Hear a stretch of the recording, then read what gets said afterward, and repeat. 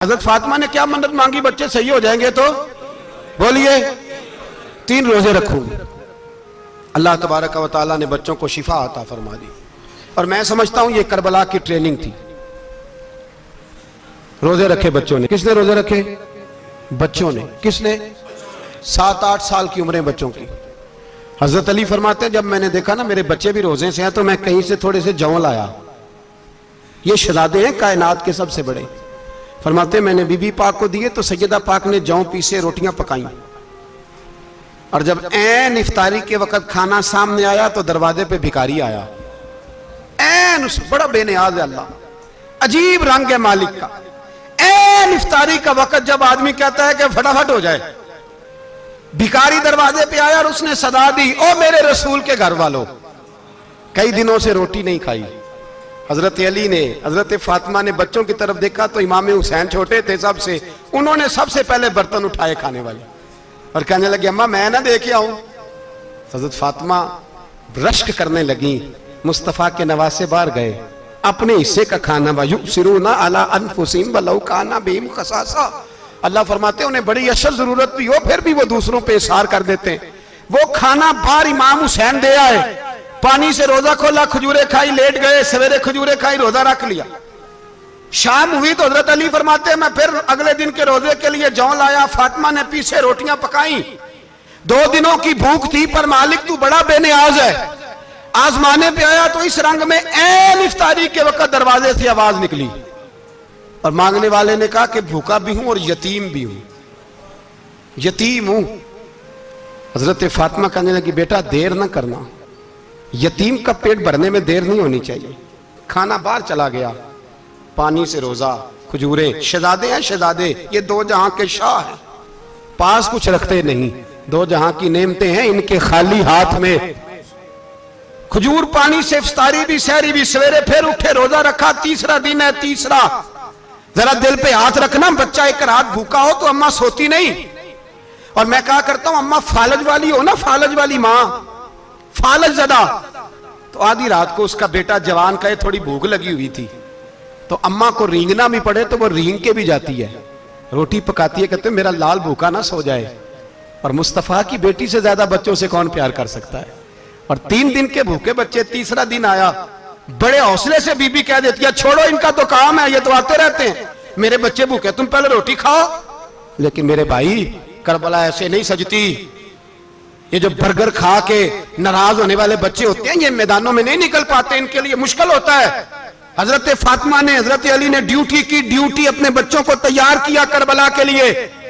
3रे दिन जब रखा साहब ने खाना तो बाहर से बोलने वाला बोला कहा मैं मिस्कीन हूं, लाचार हूं, घर भी कोई नहीं, खाना भी कोई नहीं। इमाम हुसैन फिर उठे, 3रे दिन का भी खाना दे दिया। हजरत अली फरमाते मैं बच्चे पकड़ के मस्जिद लेके गया, कहीं भूख से मेरे लाल गिर ना जाएं। कहते हैं हामते कामते तीनों शहजादे मस्जिद में दाखिल जो हुए तो बस हमारी कीमत पड़ गई, मुल पड़ गया हमारा। कहते हैं मस्जिद में कदम रखा तो ऐसे लगा जैसे नबी पाक हमारा इंतजार कर रहे हैं। फरमाते हैं 3रे दिन की मगरिब पढ़ने गए तो हुजूर ने तीनों बाप बेटों को चेहरे देखे। फरमाया अली ये जिब्रील खड़े हैं और फरमा रहे हैं तेरे 3 दिन का अमल खुदा को भी बड़ा पसंद आया है, मोहम्मद मुस्तफा को भी बड़ा पसंद आया है, बड़ा पसंद आया है 3 दिन का अमल। मेरे भाई ट्रेनिंग कराई, ट्रेनिंग। हमारे यहां तो हाल बड़ा सख्त है। और दीन का मामला, चोरी आते हैं बच्चे घरों से चोरी नमाजें पढ़ने, दाढ़ी रख ले तो सबसे पहले मसला अम्मा को बनता है। सबसे पहला उन्होंने ट्रेनिंग की, दीन के लिए तैयार किया, हिम्मतें बढ़ाई। और रसूल पाक अलैहिस्सलाम ने खुद अपनी बेटी की तरबियत फरमाई, शहजादी की। किसकी? दुनिया में सबसे बड़ी शहजादी कौन है? आप नाम लेंगे तो दिल ठंडा होगा इंशाल्लाह। मेरा अकीदा है हजरत फातिमा का नाम ले तो अल्लाह दिल को सुकून देता है। सबसे बड़ी शहजादी सैयदा, बोलिए सैयदा फातिमा ज़हरा रदी अल्लाह ताला अन्हा। हजरत अली फरमाते हैं हुजूर बड़ा प्यार करते थे हजरत फातिमा से। जब सफर पे जाते तो सबसे आखिर में हजरत फातिमा से मिलते, वापस आते तो सबसे पहले हजरत फातिमा से मिलते। फरमाते एक जिहाद के लिए हुजूर चले गए और मुझे नायब बना के छोड़ गए। मेरे पास माले गनीमत के थोड़े से पैसे थे, थोड़ी सी रकम थी, तो मैंने सोचा कि मैंने फातिमा को कभी तोहफा नहीं दिया तो एक जंजीर ना सोने की खरीद के दूं। कहते हैं कि चेन सोने की जंजीर खरीद के मैंने हजरत फातिमा को तोहफा दी तो सैयदा ने पहन ली। कुछ दिनों के बाद खबर आई कि हुजूर कल पहुंच रहे हैं वापस। कहते मैंने फातिमा को बताया तो मुझे पता था फातिमा क्या करेगी। सैयदा ने सारा घर साफ किया, सारी तैयारियां की, खाने चुने, जो उस वक्त माहौल था हर लिहाज से हुजूर की आमद का इंतजार किया। और सवेरे से ही हजरत फातिमा बैठ गई। सवेरे से हुजूर कई दिनों के बाद आ रहे, कमाल हो गई। फरमाते हैं जब महबूब तशरीफ लाए ना, पहला कदम नबी पाक ने हजरत फातिमा के घर के अंदर रखा, अस्सलामु अलैकुम कहा, और शेर खुदा फरमाते जनाबे फातिमा को देखा और नबी पाक वापस पलट गए।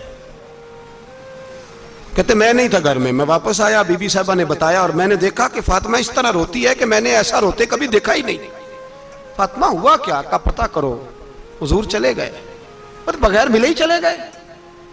कहती है मैं मस्जिद गया, मैंने कहा ऐसा क्या हो गया कि इतना महबूब बगैर मिले रुखसत हो गए। मैं मस्जिद गया और जाकर के मैंने देखा तो नबी पाक की मस्जिद के कोने में बैठे। मैं करीब बैठा, मैंने कहा या रसूलल्लाह फातिमा बड़ा रो रही है, क्या हुआ। कहते नबी पाक की आंखों में भी आंसू आ गए, हुजूर भी रोए। पता है नबी पाक ने क्या फरमाया, ये तरबियत है, इस तरह करबला सजती है। रसूल पाक अलैहिस्सलाम ने फरमाया वो मेरी बेटी होके सोना पहनती है, हर औरत के लिए जायज है, कई किलो भी पहन ले तो शरीयत मना नहीं करती। हुजूर ने फरमाया मेरी बेटी होके सोना पहनती है, अगर फातिमा भी सोना पहनेगी तो उम्मत की गरीब बेटियां किसके तरीके पे चलेंगी। गरीब बेटियां किसके तरीके, जो बाप मजबूर होके 12 बंदों के साथ बेटी को रुखसत करेगा वो कह तो सकेगा ना मैं उस तरह शादी कर रहा हूं जिस तरह मुस्तफा ने फातिमा की थी, वो कह तो सकेगा ना। लेकिन अगर ये भी सोने पहनेगी तो फिर नक्शे कदम कैसे मुतय्यन होंगे। हजरत शेर खुदा वापस आए, कहा फातिमा ये तेरी चेन रसूल पाक को पसंद नहीं आई। भाई ये हकीकतें समझो। जब बच्चों के माहौल के अंदर ये रंग, कैसे बेटियां ससुराल में जाके गुजारा करेंगी जब तू जान ही नहीं छोड़ रहा, जब तू उनको तरीका सलीका सिखाए नहीं रहा। इल्ला माशाअल्लाह कसरत के साथ मां बाप की गलत ब्रीफिंग होती है, जो हंसता बसता घर खराब होता है और बच्चे के मां बाप भी तकलीफ में होते हैं, इसलिए कि बच्चा तकलीफ में होता है। खुदारा इन बच्चियों के साथ वो मामला करें कि ये अपने घर जाके अगर कुछ मुश्किल भी देखनी पड़े तो वक्त गुजार सके। भाई मेरे रसूल पाक अलैहिस्सलाम ने तैयारी कराई, ट्रेनिंग दी और तरबियत की अपनी अहले बैत की, इसलिए 3 दिन पानी भी बंद रहा तो उन्हें कोई परेशानी। यजीद ने कहा सोना ले लो, हीरे ले लो, जवाहरात ले लो, लेकिन उनकी दिलचस्पी नहीं थी तो उनके करीब कोई शय आ सकी। यहां लोग बिकते इसलिए हैं कि मौज करने का बड़ा शौक है, मकान बंगला कारें पजारो ये चीजें परेशान करती हैं तो लोग बिकते हैं। मजमून को समेटना है, मैं 3-4 मौजू आज बयान करना चाहता था लेकिन बातें बस फिसल फिसल के दाएं बाएं निकल जाती हैं। जो बदर की जंग थी ना वो कुफर इस्लाम की जंग थी।